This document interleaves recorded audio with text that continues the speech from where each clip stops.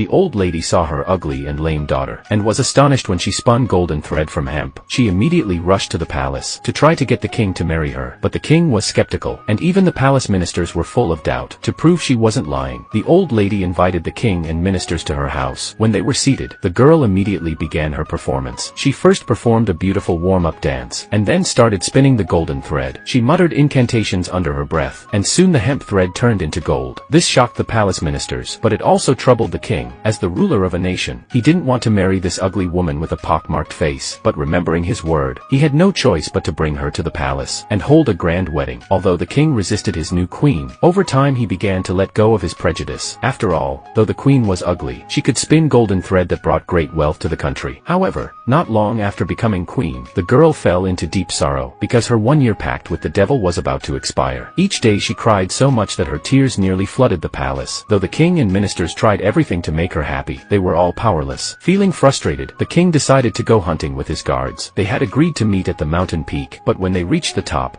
a fire suddenly erupted. In the flames, a small devil was hopping around, chanting that he would consume the queen's body and soul. The sight was so ridiculous that the king couldn't help but laugh, and he hurried back to the palace, hoping to tell the queen and make her laugh. And indeed, the queen stopped crying and began to laugh loudly, her laughter laced with both relief and triumph. As time passed, the day of the devil's one-year deadline arrived. The king and queen were having lunch when a loud knock came at the door. Just as the king was about to ask who it was, the devil's voice came from outside, saying he had come to take the queen away. He added that if the queen could guess his true name, he would leave. The queen immediately guessed his name, which made the little devil explode with rage. Realizing he had been tricked, the king demanded to know what the queen had been hiding. The queen confessed everything. After hearing her story, the king gave her two choices. If she could spin golden thread again, she could stay in the palace, but if she couldn't, she would be banished. Desperate, the queen tried to spin the golden thread, but no matter how she muttered the incantation, the hemp thread could no longer turn to gold. Furious, the queen transformed into a demon, crashed into the door,